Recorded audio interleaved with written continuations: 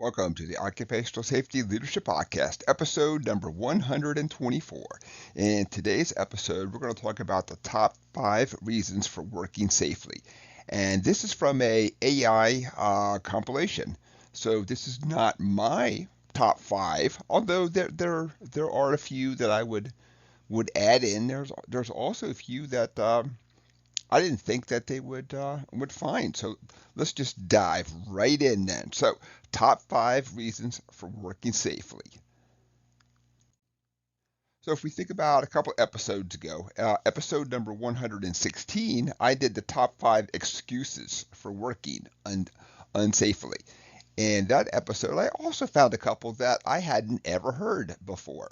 When I talk to other safety folks, they have heard the majority of those. Let's dive right into with the AI search top 5 reasons to work safely. I'm sorry. The first one, protecting lives and health. Well, I was pretty sure that one was going to be up there then. And in this one, I didn't sit down and number these because it depended on which AI I was really into.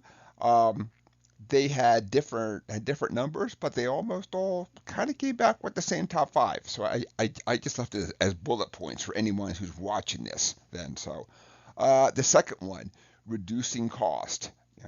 I get it. That is a fantastic reason to work safely. So I don't know if the everyday person is sitting down and saying I should really work safely because it really reduces cost.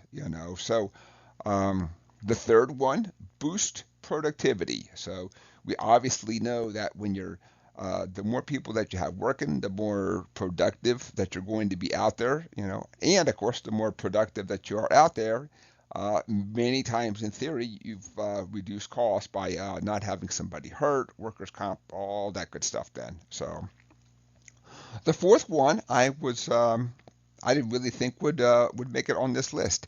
Enhancing reputation and morale. So that might be a stretch because I don't know if I've ever talked to the people who are really doing the jobs, see the hazards and all that, and they say, I really want to enhance the reputation and morale of the company. That might be a product of what happens, but I don't think the individual person that themselves really thinking that when they're sitting down and having to make those independent decisions out there.